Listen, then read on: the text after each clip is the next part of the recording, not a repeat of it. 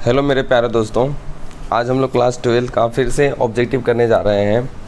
Class 12 biology आप check कर सकते हैं, यहाँ लिखा हुआ है, ध्यान देकर में समझिएगा। क्लास 12 बायोलॉजी और चैप्टर नंबर जो है ना वो कितना है, 6। क्लास 12 बायोलॉजी अब चैप्टर नंबर कितना है, 6 है। इसका हम लोग आज ऑब्जेक्टिव करेंगे। 2 दिन से इंतज़ार कर रहे थे कि अब करें, तो चलिए हम लोग शुरू करते हैं। क्लास 12 का बायोलॉजी है और चैप्टर नंबर कितना है, वो 6 है। शुरू करते हैं। और पहला सवाल आपके सामने नज़र आ ही रहा होगा, न्यूक्लिक अम्ल क्या नज़र आ रहा है। पहला सवाल जो 2012 में सवाल पूछा जा चुका है। न्यूक्लिक अम्ल पॉलीमर होता है किसका? न्यूक्लिक अम्ल जो होता है किसका पॉलीमर होता है, तो न्यूक्लियोटाइड का पॉलीमर होता है। याद रखना, न्यूक्लिक अम्ल किसका पॉलीमर होता है, न्यूक्लियोटाइड का। न्यूक्लिक अम्ल की बात किया है तो न्यूक्लिक अम्ल का मतलब होता है डीएनए कहो या चाहे क्या कहो, आरएनए कहो। आरएनए भी न्यूक्लिक अम्ल है और डीएनए भी क्या है, वह न्यूक्लिक अम्ल। और ये दोनों के दोनों बना होता है वह किसका, न्यूक्लियोटाइड का। न्यूक्लियोटाइड की अगर हम बात करें तो न्यूक्लियोटाइड में 3 भाग होते हैं। एक भाग होता है पेंटोज शर्करा, क्या होता है, पेंटोज शर्करा होता है। दूसरा भाग होता है नाइट्रोजनी क्षार, नाइट्रोजनी क्षार। एंड तीसरा जो भाग होता है वो होता है फॉस्फेट समूह होता है। याद रखना, फॉस्फेट समूह होता है। 3 भाग होते हैं। चलते हैं दूसरा सवाल, द्विगुणन में प्रयुक्त होने वाला एंजाइम कौन है? द्विगुणन में प्रयुक्त होने वाला एंजाइम कौन है? द्विगुणन का मतलब होता है जब डीएनए का क्या होता है, निर्माण होता है, तो उसमें कौन सा एंजाइम प्रयुक्त होता है, डीएनएज, एल्डोज, आरएनए पॉलीमरेज या डीएनए पॉलीमरेज। तो ऑप्शन नंबर हो जाएगा डी, डीएनए पॉलीमरेज भाग लेता है। कौन? डीएनए पॉलीमरेज भाग लेता है। चलते हैं अगला सवाल, आनुवांशिक कूट में कूट के लिए कितने शब्द होते हैं? आनुवांशिक कूट की संख्या अगर हम बात करें तो 64 होता है। आनुवांशिक कूट या आनुवांशिक कोडोन की जो संख्या होती है वो कितनी होती है, 64 होता है। तो सवाल है आनुवांशिक कूट में कूट के लिए कितने शब्द होते हैं? तो 3 शब्द होते हैं बाबू, याद रखना, 3 शब्द। जैसे कोई आनुवांशिक कूट की बात करें तो एक प्रारंभिक कोड होता है AUG और प्रारंभिक कोडोन होता है GUG। ये होता है सब, दोनों के दोनों प्रारंभिक होते हैं। समापक कोडोन की बात किया जाए तो समापक कोडोन होते हैं बाबू, याद रखना, UAA, UAG और UGA। ये तीनों के तीनों जो होता है ना, ये क्या होता है, समापक कोडोन, और ये दोनों के दोनों होता है प्रारंभिक कोडोन होते हैं। चलते हैं सवाल, डीएनए के पायरिमिडिन में क्या पाया जाता है? डीएनए के पायरिमिडिन, तो डीएनए के 2 भाग होते हैं। एक भाग होता है बाबू, याद रखना, प्यूरिन होता है, और एक भाग होता है पायरिमिडिन। तो प्यूरिन में होता है A और प्यूरिन में होता है वो G, पायरिमिडिन में होता है C या पायरिमिडिन में होता है क्या, T। तो कहाँ है डीएनए के पायरिमिडिन में कौन भाग होता था? C और T मार के चेक करिए, C और T कहाँ है? C और T आप देख रहे हैं ऑप्शनल नंबर A में, बुआ कहाँ नज़र आ रहा है, C और T ऑप्शन नंबर A में। C का मतलब होता है साइटोसिन, A का मतलब होता है बुआ साइटोसिन, C का मतलब और T का मतलब होता है थायमिन, याद रखिएगा। चलते हैं अगला सवाल, यूरेसिल किसे से संबंधित है? यूरेसिल किसे से संबंधित है? तो इसका सही ऑप्शन नंबर हो जाएगा A, आरएनए से संबंधित है यूरेसिल। तो इसका थोड़ा सा हम लोग वर्णन करें, यूरेसिल आरएनए से संबंधित है। अगर हम डीएनए की बात करें, तो डीएनए में जो नाइट्रोजनी क्षार मिलता है वो मिलता है AGCT, ये डीएनए में मिलने वाला नाइट्रोजनी क्षार है। और अगर हम बात करें आरएनए, तो आरएनए में जो मिलता है वो नाइट्रोजन क्षार मिलता है AGCU, ये आरएनए में मिलने वाला है, और ये वाला जो है ना वो डीएनए में मिलने वाला है। A का मतलब होता है एडेनिन, G का मतलब गोवानिन, C का मतलब साइटोसिन, और T का मतलब होता है थायमिन। तो इसमें जो 3 गो है, एडेनिन, गोवानिन, साइटोसिन, यहाँ भी वही है, एडेनिन, गोवानिन, साइटोसिन, लेकिन यहाँ है बाबू T मतलब थायमिन, और यहाँ है U का मतलब यूरेसिल। तो अब बताओ कि किस में यूरेसिल पाया गया, डीएनए में या आरएनए में? तो कहेंगे सर हमारा जो आंसर आ जाएगा ना वो क्या आ जाएगा, आरएनए आ जाएगा, क्योंकि आरएनए में यूरेसिल देखने को मिल रहा है। तो सही आंसर नंबर हो जाएगा क्या, आरएनए हो जाएगा। चलते हैं बाबू अगले सवाल की ओर। अगला सवाल मेरे प्यारे दोस्तों, मेरे प्यारे झुंझुनों, ओपेरॉन मॉडल प्रस्तावित किसने किया था? ओपेरॉन मॉडल प्रस्तावित किसने किया था? वाटसन और क्रिक ने, नीरेनबर्ग ने, जैकब और मोनार्ड ने, कि कोई नहीं? तो ओपेरॉन मॉडल का जो प्रस्तावन किया था वो किया था वह जैकब और मोनार्ड ने किया था। किसने किया था? जैकब और मोनार्ड ने किया था। तो ऑप्शन नंबर हो जाएगा बाबू सी, जैकब और मोनार्ड ने किया था। तो इसका सही ऑप्शन नंबर क्या हो जाएगा? सी हो जाएगा। चलते हैं सवाल अगले की ओर। अंधापन के कुछ मामलों में इलाज में ग्राफ्टिन हेतु दाता के आँख की कौन सी हिस्सा का प्रयोग किया जाता है? तो याद रखना वो कॉर्निया। और कॉर्निया जो होता है श्वेत पटल का भाग होता है। किस पटल का? श्वेत पटल का भाग होता है। और श्वेत पटल का अगला उभरा हुआ भाग होता है। अगला कौन? उभरा हुआ भाग होता है। और कॉर्निया जो होता है ना वो होता है पारदर्शी होता है। कैसा होता है? पारदर्शी। और कहा गया नेत्र दान करते समय कॉर्निया का ही दान किया जाता है। नेत्र दान करते समय किसका दान किया जाता है? कॉर्निया का ही दान किया जाता है। चलते हैं अगले सवाल की ओर। वर्णाधता को इंग्लिश में कहते हैं colour blindness. COLOUR colour blindness. BLIND हमारा इंग्लिश कमज़ोर है, याद ना। कलर ब्लाइंडनेस को कहते हैं हिंदी में वर्णाधता।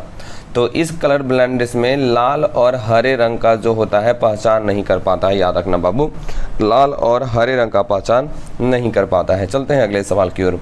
ट्रांसफर आरएनए में पाए जाने वाले 3 क्षारकों क्रम जो संदेशवाहक आरएनए कोडॉन से बंधता है क्या कहलाता है? तो इसका सही ऑप्शन एंटी कोडॉन कहलाता है। ऑप्शन नंबर हो जाएगा सी। कौन कोडॉन? एंटी कोडॉन कहलाता है। ऑप्शन नंबर सी हो जाएगा। चलते हैं बाबू 10 नंबर सवाल।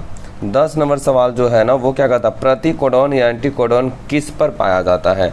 तो प्रतिकोडॉन या एंटीकोडॉन बहुत महत्वपूर्ण है। देखो 2011, 2013 और 2021 में पूछा गया कि एंटीकोडॉन किस पर पाया जाता है? तो टीआरएनए के ऊपर में पाया जाता है एंटीकोडॉन। किन ऊपर? टीआरएन, ट्रांसफर आरएनए के ऊपर। चलते हैं, हमने 10 सवाल किया। आज बाबू जो होगा ना एकदम महामैराथन वाला कहानी होगा आज, क्योंकि सवालों की संख्या बहुत काफ़ी है और आप लोग भी बने रहिएगा, भागिएगा नहीं बाबू, न तो दिक्कत होगा टेस्ट में फिर। चलते हैं सवाल नंबर आगे। कहता है डीएनए द्विकुंडली मॉडल किसने दिया था? डीएनए द्विकुंडली का मतलब होता है डीएनए द्विरज्जुकी मॉडल किसने प्रदान किया था? जिसमें बाबू अगर ये है तो ऐसे, जिसमें एक रज्जुकी ये हो गया, एक रज्जुकी ये हो गया, तो इसको हम बोलेंगे डबल स्ट्रैंडेड संरचना भी बोलेंगे या द्विरज्जुकू मॉडल बोलेंगे।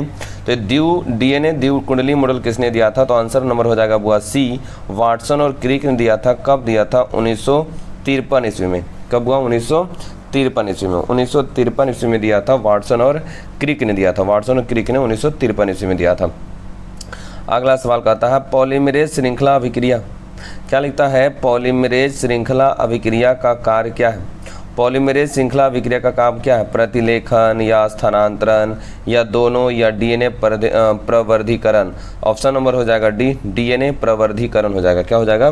डीएनए प्रवर्धीकरण हो जाएगा। क्या हो जाएगा बुआ? डीएनए प्रवर्धीकरण हो जाएगा। क्या हो जाएगा? डीएनए प्रवर्धीकरण हो जाएगा। याद रहेगा बुआ आप लोगों को, डीएनए प्रवर्धीकरण हो जाएगा। चलते हैं बुआ अगले सवाल की ओर। कहता है निम्नलिखित में से कौन मोबाइल अनुवांशिक पदार्थ है? खंडित जीन या ट्रांसपोजोन या जंपिंग जीन या बी और सी दोनों। तो मोबाइल अनुवांशिक पदार्थ कहा गया है ट्रांसपोजोन को भी और जंपिंग जीन को कहा गया। तो ऑप्शन नंबर हो जाएगा डी। ऑप्शन नंबर क्या हो जाएगा? डी हो जाएगा। अगला सवाल कहता है डीएनए से एमआरएनए बनने की क्रिया को क्या कहा जाता है? तो थोड़ा सा इसका हम वर्णन कर लेते हैं। सेंट्रल डोग्मा जो है, सेंट्रल डोग्मा में बताया गया था कि डीएनए से बनता है आरएनए और आरएनए से बनता है बउआ प्रोटीन बनता है। याद रखना, सेंट्रल डोग्मा में डीएनए से आरएनए और आरएनए से बनता है का बउआ? प्रोटीन। तो अगर डीएनए से डीएनए बनेगा, ध्यान देना बुआ, हाँ, डीएनए से आरएनए और आरएनए से क्या बनता है? प्रोटीन। ये सेंट्रल डोग्मा में बताया गया था। और ध्यान देना बुआ, यहाँ पे एक सवाल यहाँ से पूछा जाता है कि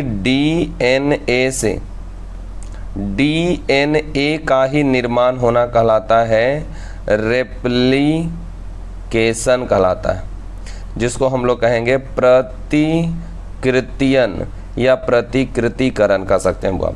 अगला सवाल, अगर डीएनए बन जाए कोची आरएनए, तो उसको हम लोग कहते हैं ट्रांसक्रिप्शन कहते हैं। क्या कहते हैं? ट्रांसक्रिप्शन कहते हैं, जिसको हम लोग कहते हैं अनुलेखन कहते हैं, अनुलेखन कहते हैं।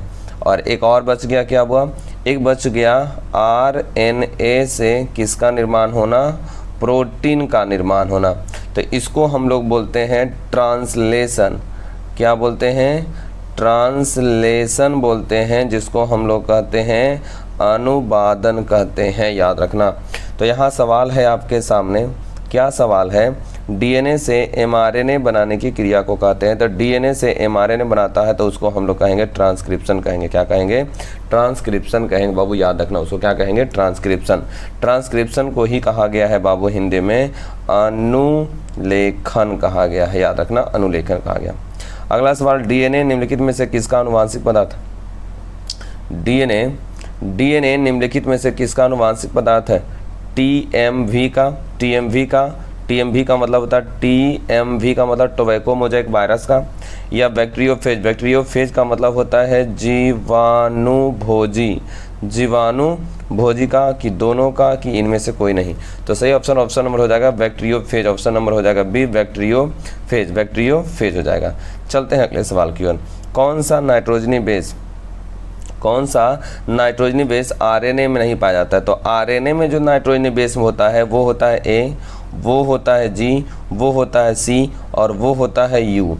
तो एडेनिन, गुवानिन, साइटोसिन, यूरेसिल, तो कौन नहीं पाया जाता है? थाइमिन, साइटोसिन, तो साइटोसिन तो है ये है, एडेनिन भी ये है, गुवानिन, इसका मतलब थाइमिन जो है वो नहीं पाया जाता है, जिसको हम लोग लिखते हैं वो टी से, तो टी में है, नहीं है। अगला सवाल, डीएनए से क्या कहता है? डीएनए से आरएनए की भिन्नता क्या है? मतलब डीएनए और आरएनए में क्या आपको अंतर नज़र आ रहा है? फॉस्फेट समूह का रहना, तो फॉस्फेट समूह बाबू दोनों में रहता है। राइबोज का रहना, ये भी दोनों में रहता है। साइटोसिन का रहना, ये भी दोनों में रहता है। तो डीऑक्सी राइबोज का रहना ये नहीं। डीऑक्सी राइबोज केवल पाया जाता है बुआ डीएनए में, डीऑक्सी राइबोज केवल पाया जाता है डीएनए में। और अगर सवाल आता है राइबोज, तो राइबोज पाया जाता है वो किस में? आरएनए में पाया जाता है। इसका ऑप्शन नंबर हो जाएगा सी, हो जाएगा 17 का। 18 सवाल आपके सामने नज़र आ रहा होगा। क्या लिखता है? ओपेरॉन मॉडल क्या प्रदर्शित करता है? जीन का सिंथेसिस, जीन का एक्सप्रेशन, जीन का रेगुलेशन, या जीन का फंक्शन? तो जीन का रेगुलेशन, जीन का क्या रेगुलेशन? ऑप्शन नंबर हो जाएगा सी, जीन का रेगुलेशन हुआ। अगले सवाल को आते हैं। लैक ओपेरॉन में कितने संरचनात्मक जीन होते हैं? तो लैक ओपेरॉन में संरचनात्मक जीनों की संख्या 3 होती है, जिसमें होता है एगो जेड, एगो बाई और एगो ए होता है। तो लैक ओपेरॉन में कितने संरचनात्मक जीन होते हैं? तो 3 होते हैं, एक होता है जेड, एक होता है बाई और एक होता है क्या? ए होता है। अगले सवाल, सैटेलाइट डीएनए निम्नलिखित में से किसका उपयोगी साधन है? लिंग निर्धारण का, या विधि विज्ञान का, या जीन प्रौद्योगिकी का, या अंग प्रत्यारोपण का? तो याद रखना जीन प्रौद्योगिकी का, ऑप्शन नंबर हो जाएगा सी, जीन प्रौद्योगिकी का। अगला सवाल 21 नंबर सवाल आपके सामने नजर आ रहा है कि अनुलेखन के समय, अनुलेखन का मतलब होता है ट्रांसक्रिप्शन के समय, डीएनए का वह स्थल जिस पर आरएनए पॉलीमरेज आकर जुड़ जाता है। तो आरएनए का जो पॉलीमरेज आकर जुड़ता है वो जुड़ता है बाबू प्रोमोटर के साथ। किसके साथ? प्रोमोटर के साथ आकर क्या हो जाता है? जुड़ जाता है। ऑप्शन नंबर हो जाएगा बी। हमने 21 सवाल देखा, 21 सवाल में के कमेंट बॉक्स में बताइए कितना आया। चलते हैं बाबू 22 सवाल की ओर। अगले सवाल मेरे प्यारे झुंझुनों, कहा जा रहा है कि डीएनए के अणु में साइटोसिन 18% है। साइटोसिन का मतलब सी बराबर कै प्रतिशत है? 18% है, 18%। तो एडेनिन की प्रतिशत मात्रा मतलब ए की मात्रा क्या होगा? तो थोड़ा सा इसका हम वर्णन कर लेते हैं, थोड़ा सा ध्यान देना बुआ। एक व्यक्ति थे चारगैफ, व्यक्ति कौन थे? चारगैफ साहब का कहना था कि किसी भी डीएनए में एडेनिन की जो मात्रा होती है थायमिन की प्रतिशत मात्रा के बराबर होती है, और साइटोसिन की प्रतिशत जो मात्रा होती है वह गुवानिन की प्रतिशत मात्रा के बराबर होती है। ये कहना था बाबू चारगैफ के अनुसार। तो अगर हम चलें, इसमें दिया है साइटोसिन 18%, तो 18% अगर साइटोसिन हो गया तो गुवानिन भी हो जाएगा क्या प्रतिशत? 18%। तो टोटल हो गया 18 कितना प्रतिशत? 36%। और टोटल बाबू होता है सब मिला करके चारों कितना 100। तो 100 में से अगर हम 36 को घटा देंगे तो बच जाएगा कितना बुआ 64। और 64 में देखो कै भाग हो रहा है, 2 भाग, एगो हो रहा है ए, एगो हो रहा है टी, और दोनों बराबर है। तो 64 का बराबर बराबर करेंगे तो कितना कितना आएगा बुआ 32 32 आएगा। तो यही हमारा आंसर हो जाएगा 32। कितना हो जाएगा हमारा आंसर 32। 32 ऑप्शन नंबर क्या हो जाएगा बी हो जाएगा, ऑप्शन नंबर सॉरी डी हो जाएगा, डी ऑप्शन नंबर डी हो जाएगा। एक बार फिर से देख लें। 4 गैप महोदय का कहना था एडेनिन की मात्रा थायमिन की मात्रा के बराबर होती है और साइटोसिन की मात्रा गुवानिन की मात्रा के क्या होती है बराबर होती है। साइटोसिन बगुआ 18% तो गुवानिन भी हो जाएगा 18%, तो टोटल मिलाकर हो गया 36। तो 100 में से अगर हम 36 को करेंगे तो हो जाएगा कितना बुआ 64। सही है ना, 6 4 10 और 6 3 हाँ 64। और 64 को बांटेंगे 2 भाग में तो कितना कितना आएगा 32 32 तो आएगा ना, 32 दूनी 64। इसका मतलब सही आंसर हो जाएगा 32। ऑप्शन नंबर हो जाएगा डी, ऑप्शन हो जाएगा डी, ऑप्शन हो जाएगा डी, ऑप्शन में डी हो मानना। अगले सवाल में कहता है कि आरएनए के किस रूप में क्लोवर लीफ के समान संरचना होता है। आरएनए के किस रूप में क्लोवर लीफ के समान संरचना होता है, तो टीआरएनए का। और टीआरएनए का आकार एल के भी जैसा होता है, ये भी आपको याद रखना होगा। अगले सवाल कहता है एमआरएनए का निर्माण कहाँ होता है।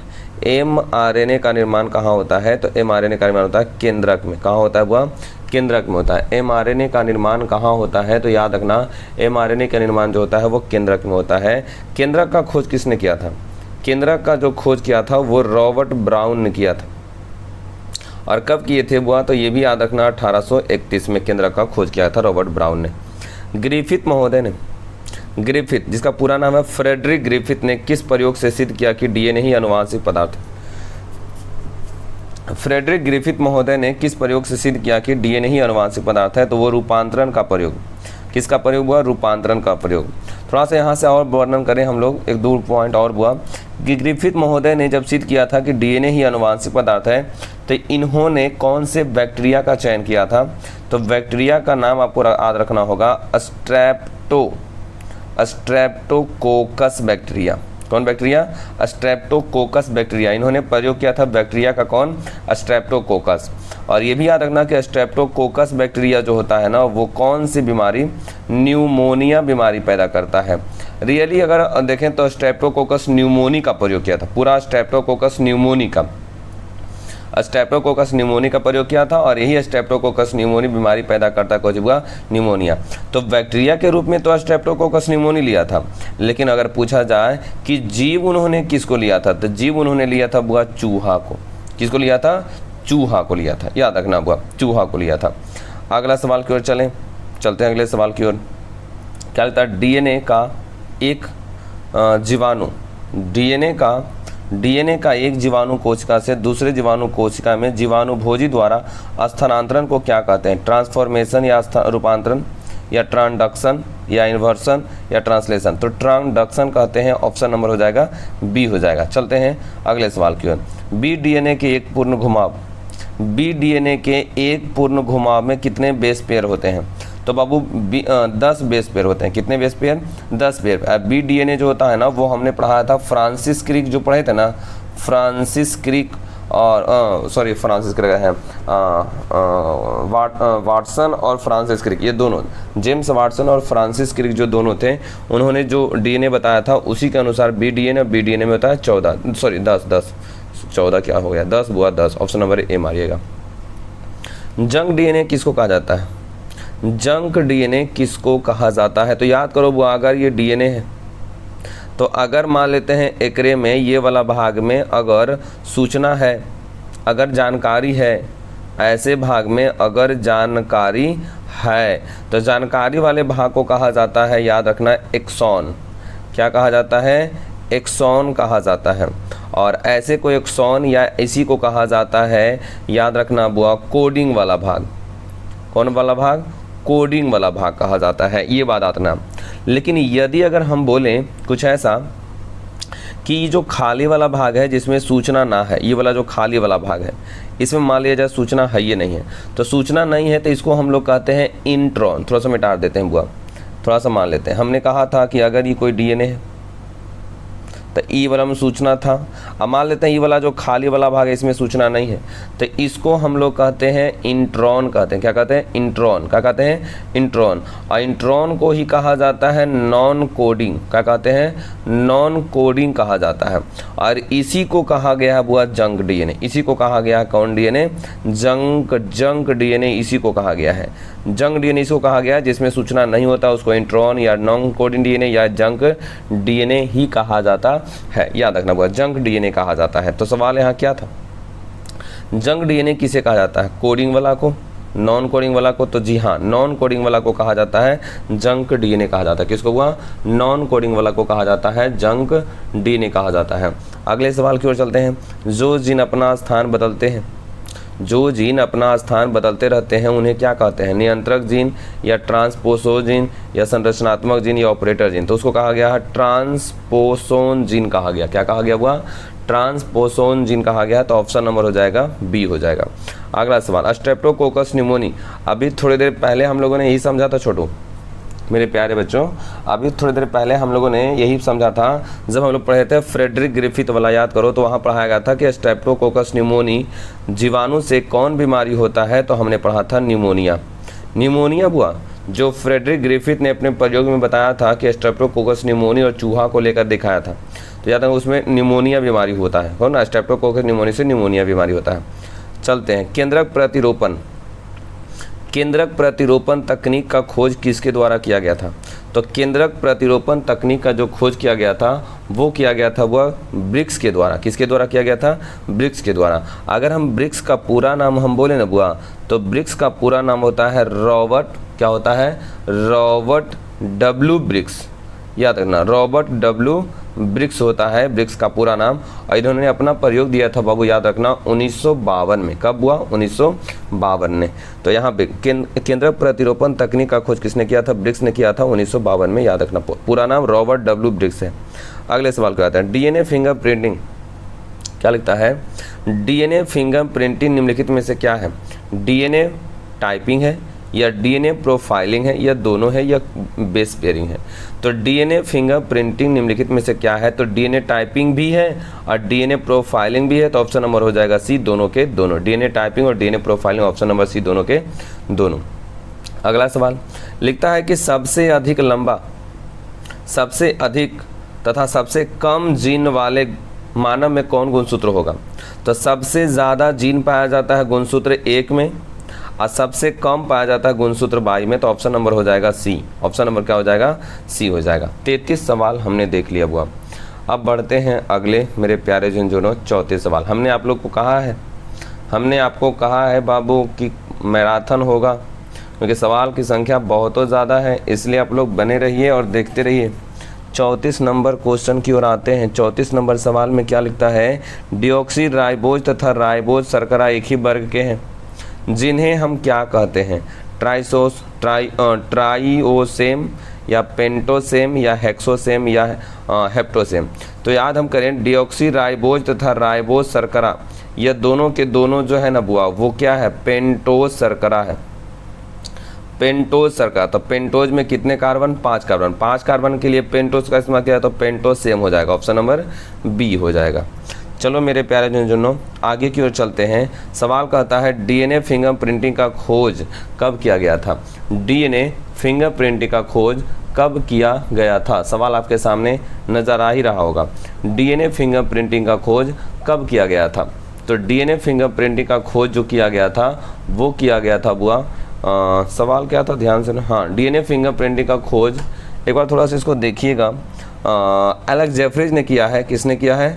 एलेक्स जेफरीज ने किया है, डीएनए फिंगर प्रिंटिंग का खोज किया है। तो एक बार थोड़ा सा देख लीजिएगा, 1996 या 1985, हमें कंफर्म नहीं है कि डीएनए फिंगर प्रिंटिंग का खोज किसने किया था। एक बार थोड़ा सा आप लोग देख लीजिएगा। 35 का हुआ, एक बार थोड़ा सा देख लीजिएगा। चलते हैं अगले हुआ, 36 में आते हैं। 36 में क्या लिखा जा रहा है कि 20 अमीनो अम्ल के लिए कितने कोडोन होते हैं? तो 20 अमीनो अम्ल के लिए 64 कोडोन होते हैं। कितने कोडोन? 64 कोडोन। और इन 64 कोडोन की अगर हम बात करें तो इसमें से 2 कोडोन ऐसा होता है जो क्रिया को शुरू करता है, जिसका नाम है AUG और GUG। और 3 कोडॉन ऐसे होते हैं जो क्रिया को बंद करते हैं, जिसका नाम है UAA, UAG और UGA। ये 3 कोडॉन ऐसे होते हैं जो क्रिया को क्या करते हैं, बंद करते हैं। इन तीनों कोडॉन को कहा गया समापक कोडॉन और इन दोनों कोडॉन को कहा गया प्रारंभिक कोडॉन कहा गया है। अगले सवाल, अनुवांशिक कूट का खोज किसने किया था? अनुवांशिक कूट का खोज इसके निरेनबर्ग या खुराना या मैथेई या सभी। तो याद रखना बुआ, अनुवांशिक कूट जो है ना, अनुवांशिक जो कूट है उसका खोज किया था बुआ निरेनबर्ग ने भी किया था और खुराना साहब ने भी किए थे, मैथेई साहब ने भी किए थे। तो ऑप्शन नंबर हो जाएगा डी, इनमें से सभी के सभी। एक जीन एक एंजाइम सिद्धांत का प्रतिपादन किसने किया था? एक जीन एक एंजाइम सिद्धांत का प्रतिपादन किसने किया था? बीडल ने या टैटम ने या दोनों या बाल्टीमोर? तो दोनों ने किया था, बीडल और टैटम दोनों ने किया था। अगले सवाल 39 नंबर सवाल में लिखता है, क्या लिखता है मेरे प्यारे बच्चों, कि रिवर्स ट्रांसक्रिप्शन का खोज किसने किया था? रिवर्स ट्रांसक्रिप्शन का खोज किसने किया था? एच टेमिन ने किया था, डी बाल्टीमोर ने किया, डी बाल्टीमोर ने किया था या दोनों ने किया था या इनमें से कोई ने किया था? तो दोनों हुआ, टेमिन साहब भी थे, बाल्टीमोर भी साहब थे, तो दोनों के दोनों हो जाएगा, ऑप्शन नंबर हो जाएगा सी हो जाएगा। अगले सवाल की ओर, प्रोटीन बने होते हैं किसके मेरे प्यारे झुनझुनों? प्रोटीन किसके बने होते हैं? तो प्रोटीन का जो निर्माण होता है वो फास्फोरस, याद रखना फास्फोरस, ऑप्शन नंबर सी हो जाएगा। मेसेल्सन स्टाल ने क्या लिखा है मेरे प्यारे बच्चों? मेसेल्सन स्टाल ने अपना प्रयोग किया किस बैक्टीरिया पर? तो मेसेल्सन स्टाल ने जो अपना प्रयोग किया था वो किया था वो E coli bacteria. E coli bacteria का पूरा नाम है इस्चेरिचिया कोलाई, इस्चेरिचिया कोलाई, इस्चेरिचिया कोलाई पर अपना इन्होंने क्या किया था? मेसेल्सन ने अपना प्रयोग किया था। याद रहेगा, इस्चेरिचिया कोलाई पर मेसेल्सन ने अपना क्या किया था? प्रयोग किया था। चलते हैं अगले सवाल की ओर। केंद्रक का खोज, केंद्रक का खोज किसने किया था? हमने कहा था वो रॉबर्ट ब्राउन ने 1831 ईस्वी में किया था। और कहाँ से? तो याद रखना ऑर्किड, ऑर्किड का जो वृक्ष था ना उसके जड़ से, ऑर्किड के वृक्ष के जड़ से किया था। अगला सवाल, डीएनए का डबल हेलिक्स संरचना, डीएनए का डबल हेलिक्स संरचना को किसने प्रस्तावित किया था? वह तो वाटसन और क्रिक दोनों ने मिलकर किया था। और कब किया था? तो 1953 ईस्वी में, 1953 ईस्वी में किया था। अगला सवाल, हिस्टोन प्रोटीन कितने प्रकार के होते हैं? तो हिस्टोन प्रोटीन की संख्या होती है बाबू 5 प्रकार का। कौन कौन होता है? एक होता है H1, एक होता है H2A, एक होता है H2B, एक होता है H3 और एक होता है क्या हुआ? H4। तो हिस्टोन प्रोटीन की संख्या 5 होती है, H1, H2A, H2B, H3 और क्या हुआ? H4। सवाल आगे कहता है, केंद्रक के भीतर डीएनए होता है कैसा? केंद्रक के भीतर डीएनए कैसा होता है? धनात्मक होता है या ऋणात्मक होता है या दोनों होता है या कोई नहीं? तो केंद्रक के अंदर जो डीएनए होता है वो कैसा होता है? ऋणात्मक होता है, ऑप्शन नंबर बी। लेकिन अगर पूछ दिया हिस्टोन प्रोटीन कैसा होता है, केंद्रक के अंदर में जो पाया जाने वाला होता है हिस्टोन प्रोटीन, तो याद रखना वो धनात्मक होता है।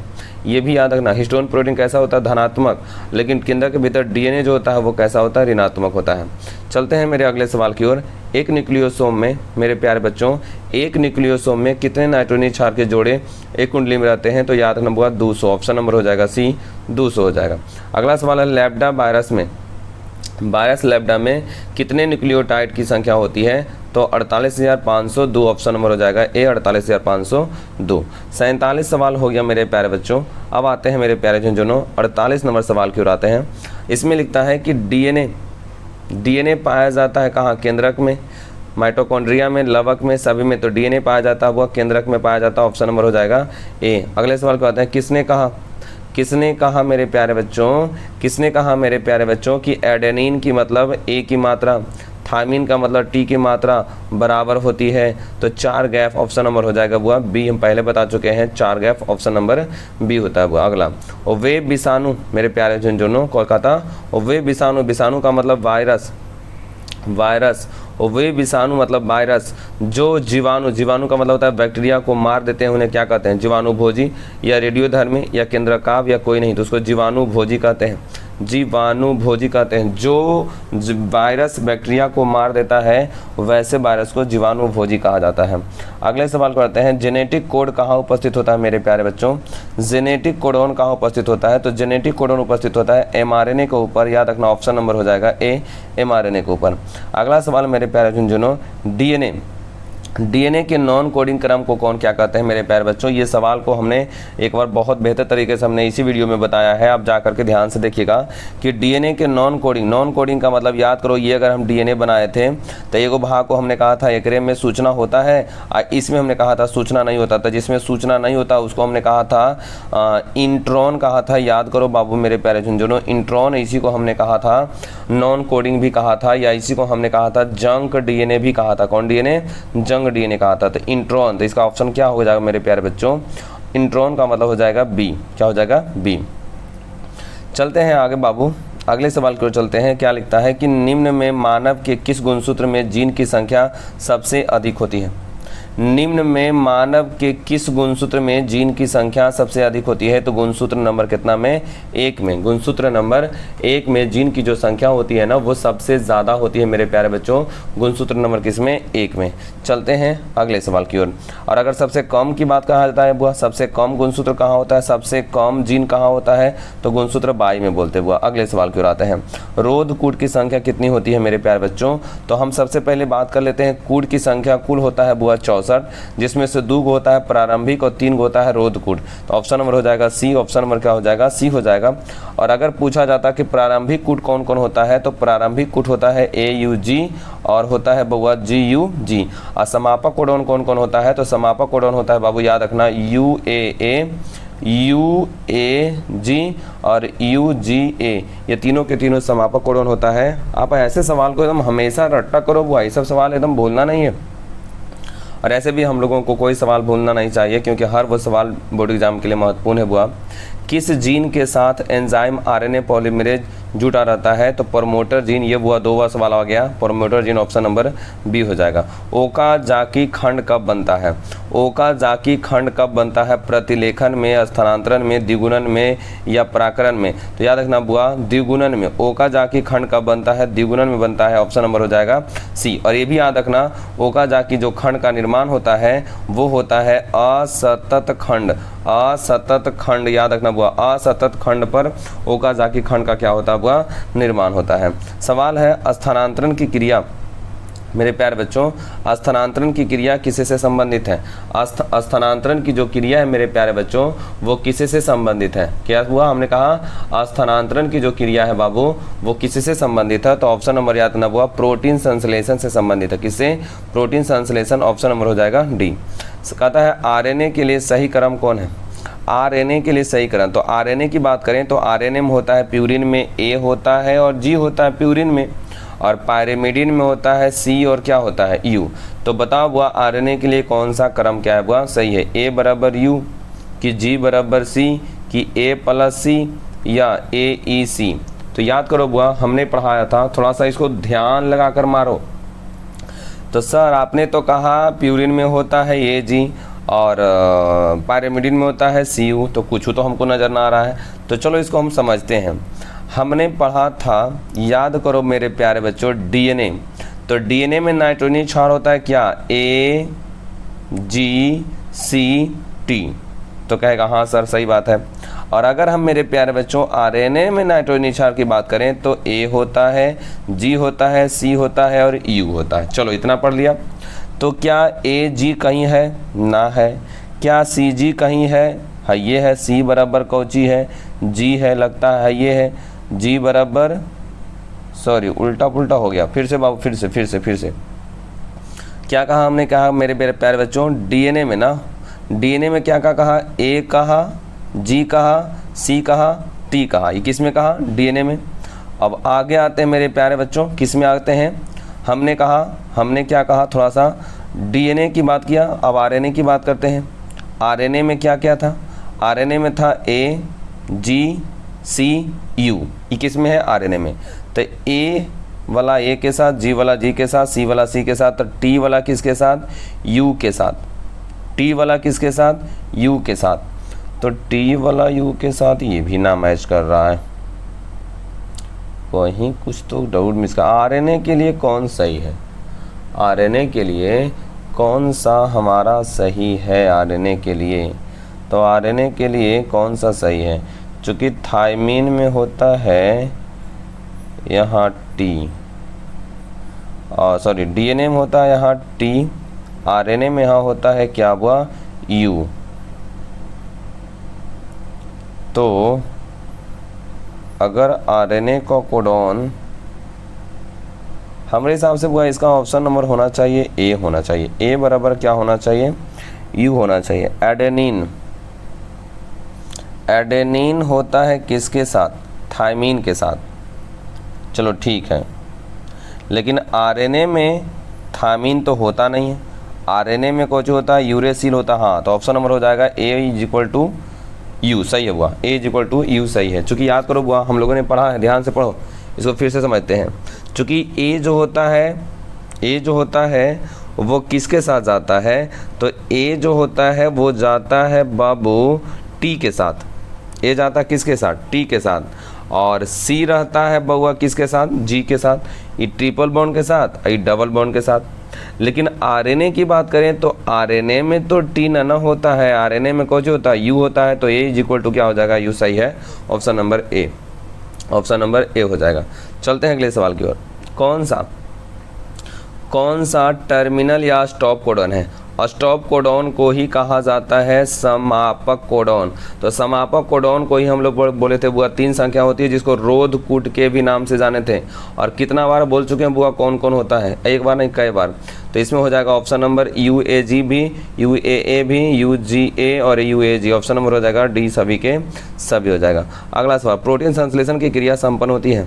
प्रोटीन संश्लेषण की क्रिया संपन्न होती है माइटोकॉन्ड्रिया में, लवक में, राइबोसोम में, सेंट्रोसोम में। तो राइबोसोम में बाबू, राइबोसोम में। ऑप्शन नंबर हो जाएगा सी। अगला सवाल, रेप्लिकेशन किससे संबंधित है। रेप्लिकेशन किससे संबंधित है, तो रेप्लिकेशन का मतलब होता है डीएनए से, डीएनए का ही निर्माण करना क्या कहलाता है, रेप्लिकेशन कहलाता है। ऑप्शन नंबर हो जाएगा ए। 61 खत्म हो गया। अभी मेरे प्यारे बच्चों कहाँ जा रहे हैं हो, अभी तो शुरुआत हुआ है, देखिए आगे होता क्या है।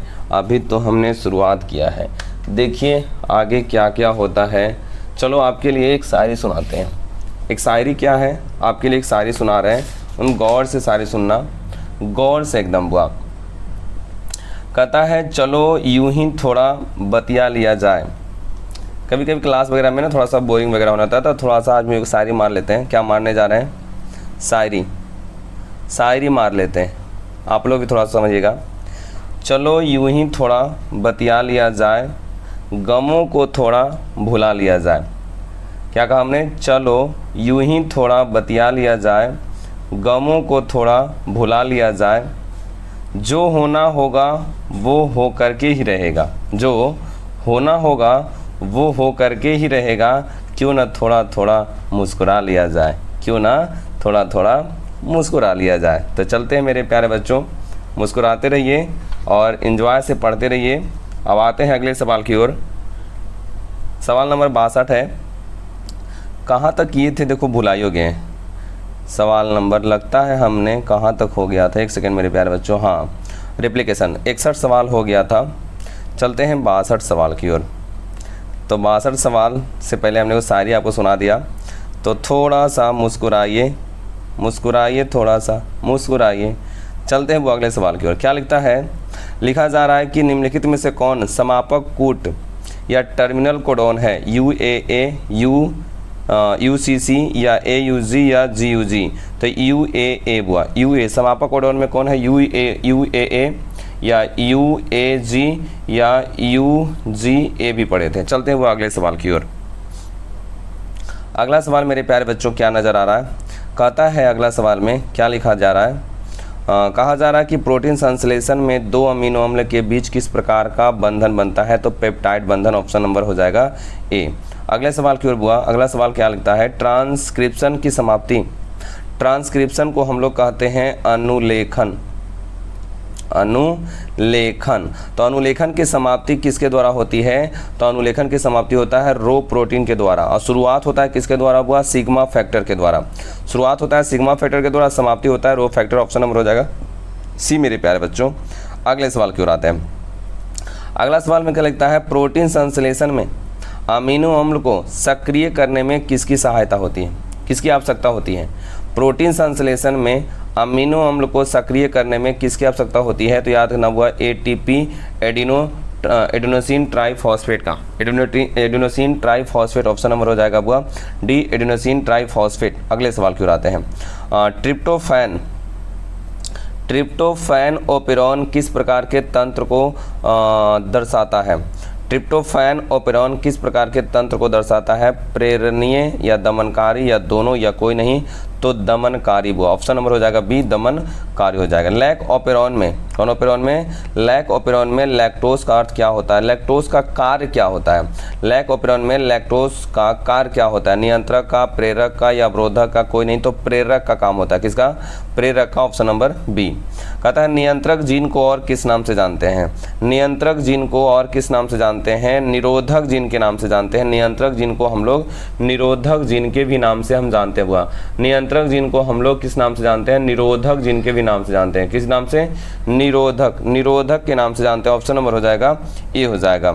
अगला 69 नंबर सवाल में लिखता है, क्या लिखता है कि यूकैरियोटिक के डीएनए में एक ही नाइट्रोजनी बेस के बार बार उपस्थित होने को क्या कहा जाता है? मेरे प्यारे बच्चों, यूकैरियोटिक के डीएनए में एक ही नाइट्रोजनी बेस के बार बार उपस्थित हो जाने को क्या कहते हैं? जंक जीन कहते हैं, या जंपिंग जीन कहते हैं, या एक्सॉन कहते हैं, रीस्टैंड या रीस्टैंड डीएनए कहते हैं। तो ऑप्शन नंबर हो जाएगा डी, रीडटैंड या रीस्टैंड डीएनए कहते हैं। ऑप्शन नंबर हो जाएगा क्या हो जाएगा बुआ? डी हो जाएगा।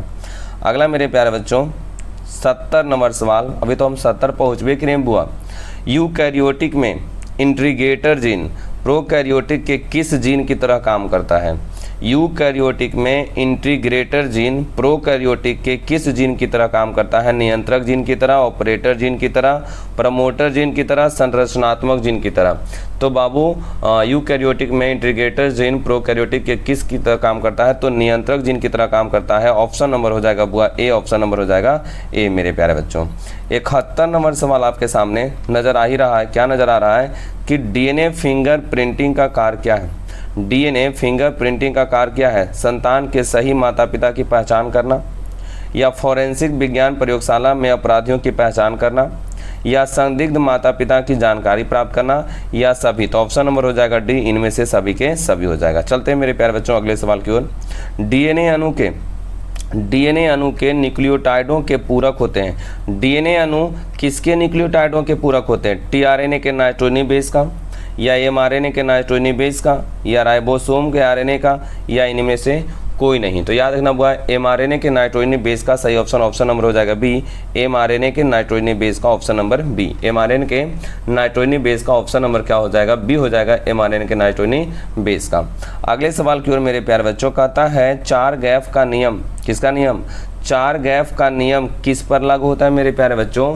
तो 4 गैफ का जो नियम बताया गया था वो बताया था वाटसन और क्रिक ने जो बताया था ना, डबल द्विसूत्री मॉडल, उसी में उन्होंने कहा था कि ए की जो मात्रा होती है टी की मात्रा के बराबर होती है, और सी की जो प्रतिशत मात्रा होती है जी की प्रतिशत मात्रा के बराबर होती है।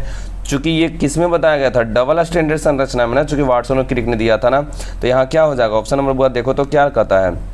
केवल एक रज्जुकी मतलब एकल रज्जुकी मॉडल में, केवल द्विरज्जुकी मॉडल में, तो ऑप्शन नंबर तो बी तो हो जाएगा बुआ। दोनों पर थोड़े हो जाएगा, दोनों नहीं, केवल द्विरज्जुकी मॉडल में ऑप्शन नंबर इसका हो जाएगा बी बुआ। क्या हो जाएगा? बहुत बेहतरीन सवाल आया बुआ, ऑप्शन नंबर हो जाएगा बी, ऑप्शन नंबर बी हो जाएगा, केवल द्विरज्जुकी मॉडल। अगला है ग्रिफिथ ने अपने रूपांतरण प्रयोग में, ये सवाल हो चुका है बुआ, ग्रिफिथ ने अपने रूपांतरण प्रयोग में किस जीवाणु का प्रयोग किया था? हमने कहा था बुआ स्ट्रेप्टोकोकस न्यूमोनी का। स्ट्रेप्टोकोकस न्यूमोनी के द्वारा जो बीमारी होता है वो होता है न्यूमोनिया मेरे प्यारे बच्चों, न्यूमोनिया होता है। 74 हो गया बुआ। अभी भी बचा हुआ है हमारा सवाल, अभी भी नहीं आप जा सकते हैं कहीं। 74 के बाद आते हैं 75 पर मेरे प्यारे झुंझुनों। कहता है एक न्यूक्लियोसोम कोर में हिस्टोन प्रोटीन के कितने अणु होते हैं? याद करो, हिस्टोन प्रोटीन को हमने कहा था 5 प्रकार, आपने भी पढ़ा होगा, H1, H2A, H2B, H3 और बउआ H4। तो इसका 2 अणु, इसका 2 अणु, इसका 2 अणु और इसका 2 अणु, इन दो अणु मिला करके हुआ था कई अणु? 8 अणु, और इसी 8 अणु पर डीएनए लपेटा गया था। तो वही सवाल है, क्या सवाल है पर पूछने का तरीका खाली बदला हुआ है। एक न्यूक्लियोसोम कोर में हिस्टोन प्रोटीन के कितने अणु होते हैं? तो 8 अणु होते हैं, ऑप्शन नंबर हो जाएगा सी, 8 अणु होते हैं, ऑप्शन नंबर हो जाएगा सी हो जाएगा। 76 नंबर सवाल में क्या लिखता है? लिखता है 76 नंबर सवाल में कि क्रोमैटिन का वह भाग जो ढीला बंधा होता है और सक्रिय होता है क्या कहलाता है? क्रोमैटिन का वह भाग जो ढीला बंधा होता है, सक्रिय होता है, क्या कहलाता है? हेट्रोक्रोमैटिन या यूक्रोमैटिन या सेंट्रोमियर या क्रोमोमियर कहलाता है। क्या कहलाता है बुआ? तो इसका सही ऑप्शन नंबर हो जाएगा यूक्रोमैटिन, ऑप्शन नंबर हो जाएगा बी। क्या हो जाएगा? यूक्रोमैटिन, ऑप्शन नंबर हो जाएगा बी हो जाएगा। अगले सवाल क्या आते हैं मेरे प्यारे बच्चों? सेंट्रल डोग्मा का सही क्रम क्या है? ये पहले बता चुके हैं बुआ। सेंट्रल डोग्मा का सही क्रम है सिंपल भाषा में डीएनए से डीएनए, चाहे डीएनए से आरएनए बनेगा, आरएनए बनेगा और आरएनए से क्या बन जाएगा? प्रोटीन बन जाएगा। तो ढूंढो, डीएनए से आरएनए और आरएनए से प्रोटीन। कौन है इसमें बुआ? डीएनए से आरएनए बोले, डीएनए से आरएनए। देखो, डीएनए से आरएनए और आरएनए से प्रोटीन। इसमें थोड़ा सा इसमें भूल क्या हो गया है? सब में तीर का निशान ऐसे ऐसे होना चाहिए, ऐसे ऐसे तीर का निशान लगा रहेगा तो ना पता चलेगा कि किधर से किधर जा रहा है। तो याद रखना बुआ, तीर का निशान आपको ज़रूरी है। तो डीएनए से आरएनए और आरएनए से प्रोटीन, ऑप्शन नंबर हो जाएगा डी। यही होता है सेंट्रल डोग्मा होता है।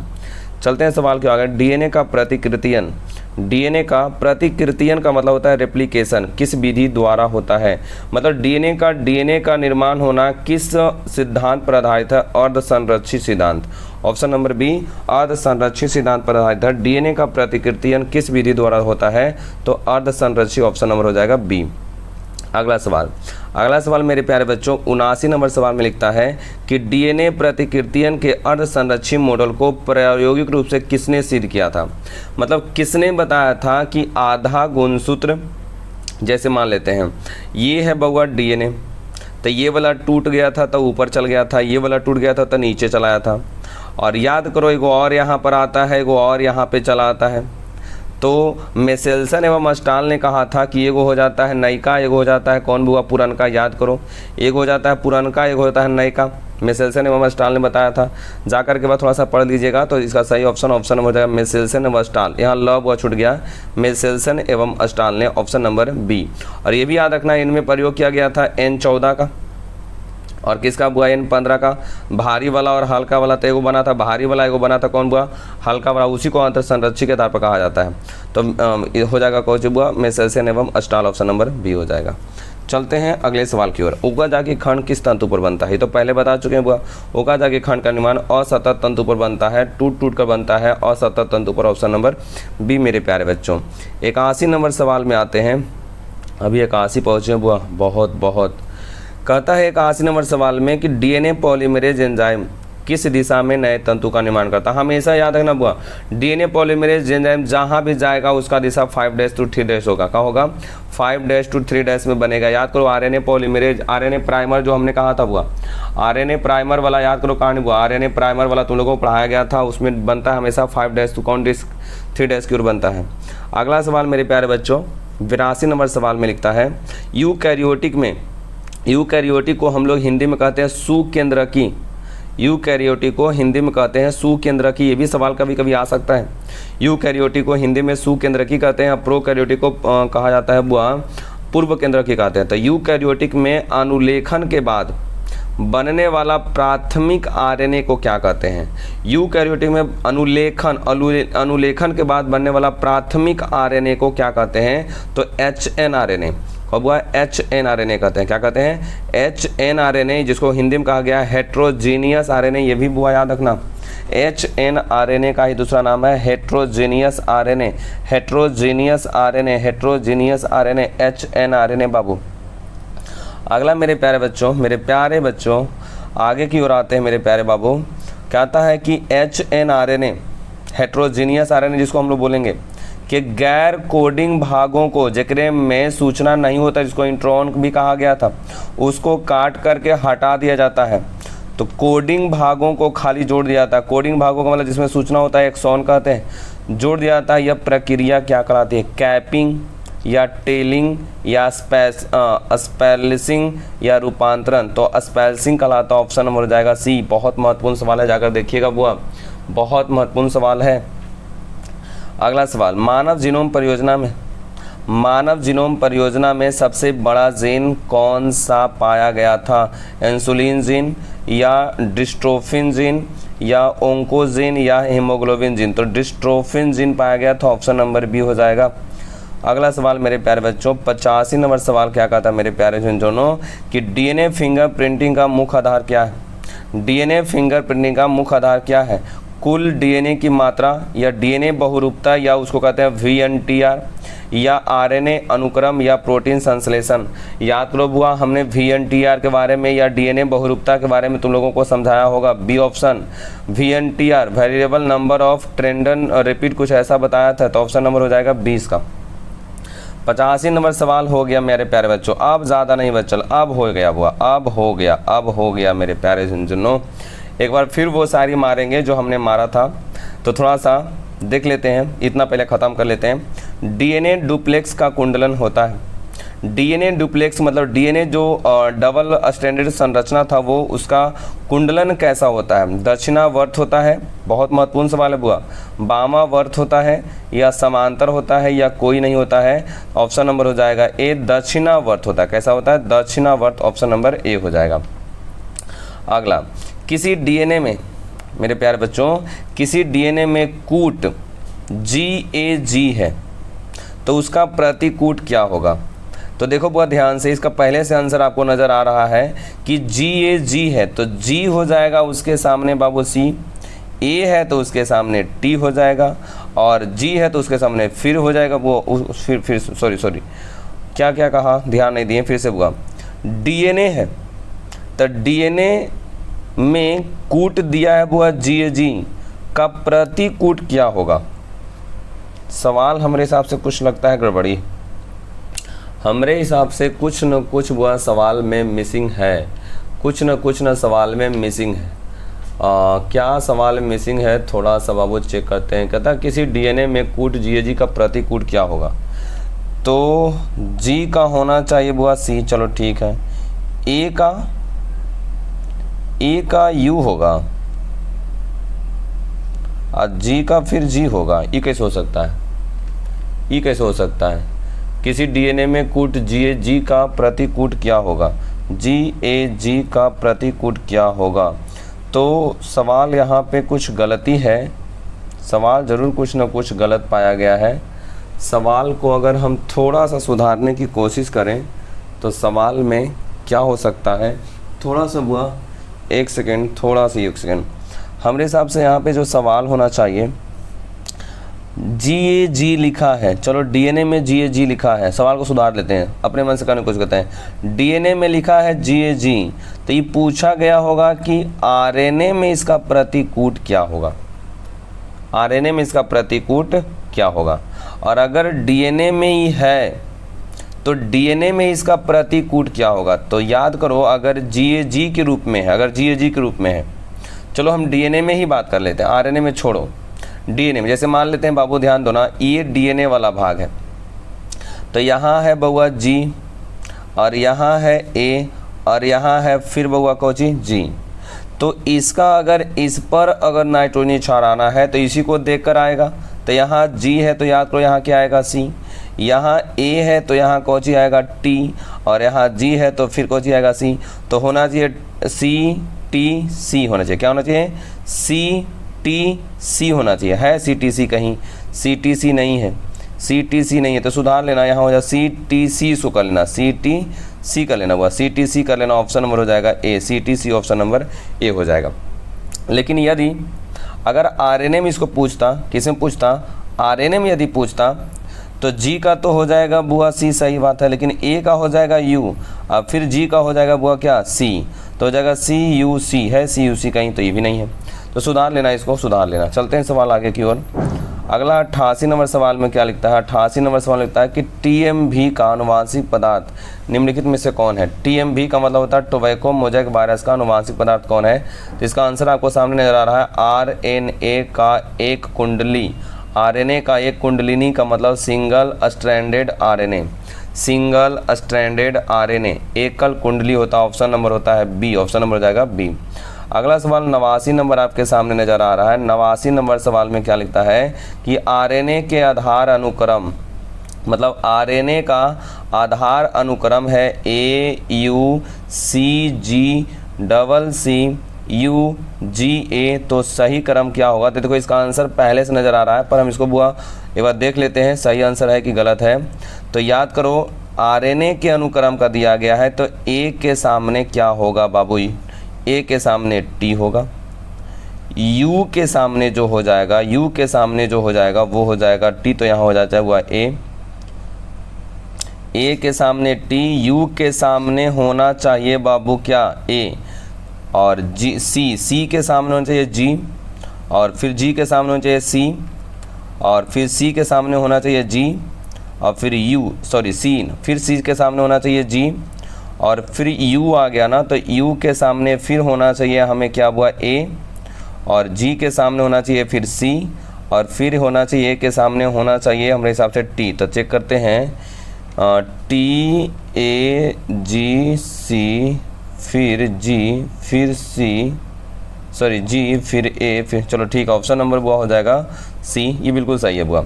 अगला सवाल कहता है कि यूकैरियोटिक या सुकेंद्रकी में, यूकैरियोटिक या सुकेंद्रकी जिसको बोलते हैं, RNA के अनुलेखन प्रक्रिया में पुच्छन के समय टेम्पलेट रज्जु के 3' सिरे पर जुड़ने वाले एडिनोनाइलेट समूह की औसत संख्या कितनी होती है? तो 200 से 300 होता है। ऑप्शन नंबर हो जाएगा बुआ C। हमने 90 सवाल किया मेरे प्यारे बच्चों। कितना सवाल मेरे प्यारे बच्चों? हमने 90 सवाल किया है। इस 90 सवाल में आप बताइए कि आपका कितना सही गया और कितना गया गलत गया।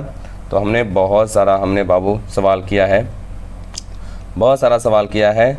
तो बाकी हम लोग मिलते हैं अगले वीडियो में, तब तक के लिए जय हिंद, जय भारत। शायरी देखिएगा क्लास वगैरह में। Thanks for watching this video.